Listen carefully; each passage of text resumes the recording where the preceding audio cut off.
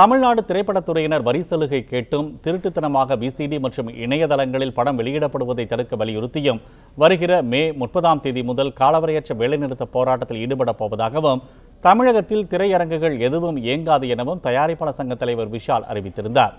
அவரது இந்த அறிவிப்புக்கு தமிழ்நாடு விநியோகஸ்தர் சங்கம் மற்றும் திரையரங்கு உரிமையாளர்கள் சங்கம் எதிர்ப்பு தெரிவித்துள்ளது. விஷால் அறிவித்துள்ளபடி வேலைநிறுத்த போராட்டத்தில் ஈடுபட போவதில்லை என திரையரங்குகள் வழக்கம் போல இயங்கும் என்றும் அவர்கள் அறிவித்துள்ளனர். 30/5/2017 செவ்வாய்க்கிழமை முதல் தமிழகத்தில் உள்ள திரையரங்குகள் மூடப்படும் என்று வரும் செய்திகள் அனைத்தும் உண்மை அல்ல. 30/5/2017 செவ்வாய்க்கிழமை அன்று வழக்கம் போல் தமிழகத்தில் உள்ள அனைத்து திரையரங்குகளும் இயங்கும். வழக்கம் போல திரைப்பட காட்சிகள் நடைபெறும் என்பதனை தெரிவித்துக் கொள்கிறோம்.